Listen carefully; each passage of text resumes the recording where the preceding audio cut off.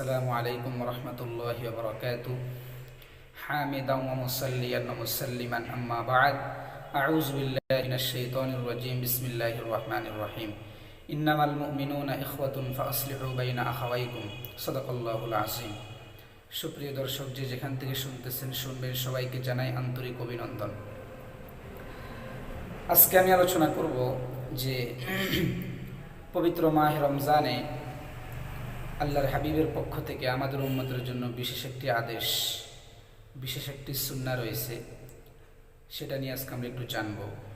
সেটা হলো জবানকে হেফাজত করা, জবানকে সংযোজন করা। আজকে তো আমরা একে অপরের সাথে যখন ঝগড়া বিবাদে লিপ্ত হই, চাই ব্যক্তিগত কোনো কাজে, পারিবারিক কোনো কাজে, সামাজিক কোনো কাজে, যখন যেই কাজে লিপ্ত হই, তখন আমরা একে অপরের সাথে গালিগুলোজ, এরপরে অশ্লীল বাক্য উচ্চারণ করি, নির্লজ্জ কথা বলে থাকি, যেগুলো শরীয়ত সম্মত নয়।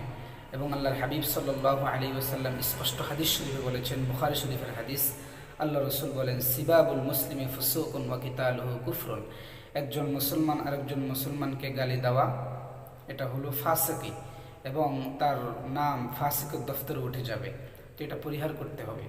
এবং ভিন্ন হাদিস আল্লাহ রাসূল বলেছেন, যদি আমরা এরকম গালিগুলোজ এবং কি এরকম ঝগড়া বিবাদে লিপ্ত না হই, তাহলে আমাদের জন্য কি পুরস্কার। আল্লাহর হাবিব বলেন, জামিউত তিরমিজি এবং সুনানে ইবনে মাজার হাদিস, আল্লাহ রাসূল বলেন, ক্বালান নবী সাল্লাল্লাহু আলাইহি ওয়াসাল্লাম, মান তারাকাল কাযিবা ওয়া হুয়া বাতিলুন বুনিয়া লাহু ফি রাবজিল জান্নাহ ওয়া মান তারাকাল মিরাআ ওয়া হুয়া মুহিক্কুন বুনিয়া লাহু ফি ওয়াসাতিহা ওয়া মান হাসানা খুলুকাহু বুনিয়া লাহু ফি আ'লাহা।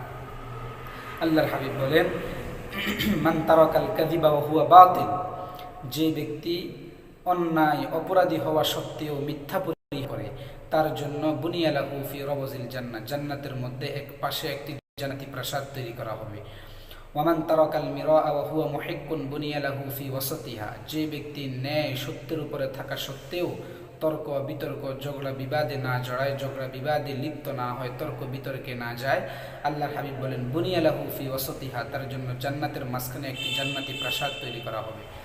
ওমান হাসানা খুলুকাহু বুনিয়া লাহু ফি আ'লাহা, যে ব্যক্তি তার চরিত্র সুন্দর করতে পারবে, তার জন্য জান্নাতের সর্বোচ্চ স্থানে আল্লাহ পাক একটি জান্নাতি প্রাসাদ তৈরি করবেন।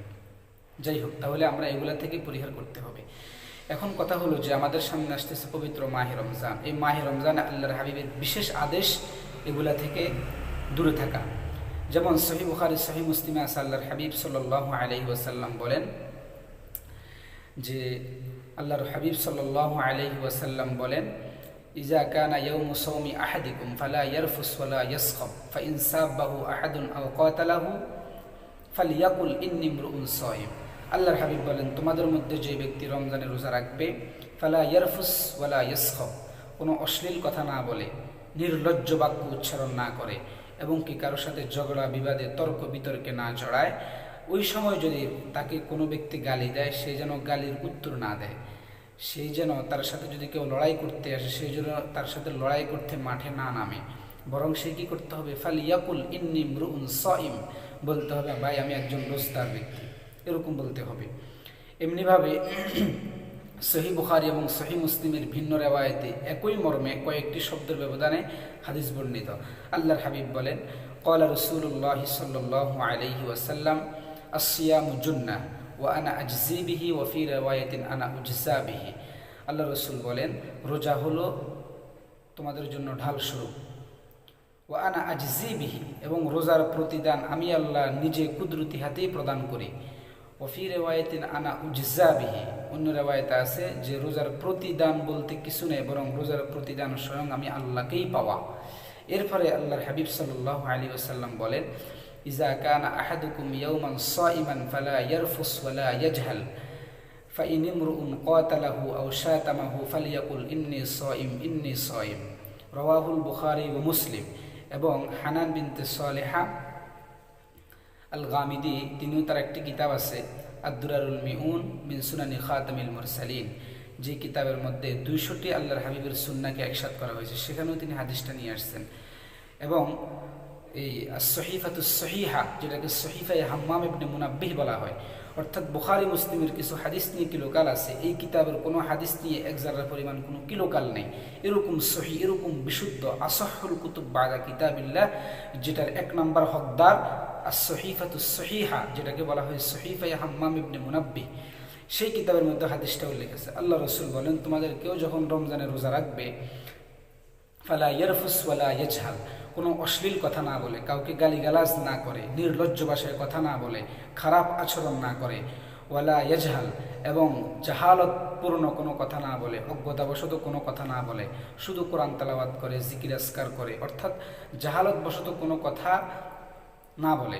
আল্লাহর হাবিব সাল্লাল্লাহু আলাইহি ওয়াসাল্লাম বলেন, ওই মুহূর্তে যদি ফাইনিমরুন কাতালাহু আও শাতামা, ওই সময় কোনো ব্যক্তি যদি তার সাথে লড়াই করতে চায় কিংবা তাকে গালি গুলুস করে, তাকে গালি দেয়, তাহলে ফালিয়াকুল ইন্নী সাইম ইন্নী সাইম, সেই জন্য বলে ভাই আমি রোজদার আমি রোজদার, সেই জন্য উত্তর না দেয়। তাহলে এই রমজান মাস আমাদের সামনে আসতেছে, আমরা ইনশাআল্লাহ চেষ্টা করব যে অন্তত এই রমজান মাসকে সামনে রেখে আমরা জীবনের জন্য তওবা করে নেব, যে আমরা আর কাউকে কখনো গালি গুলুস করবো না, গালি দিব না, অশ্লীল ভাষায় কথা বলবো না, নির্লজ্জ ভাষায় কারোর সাথে কোনো আচরণ দেখাবো না।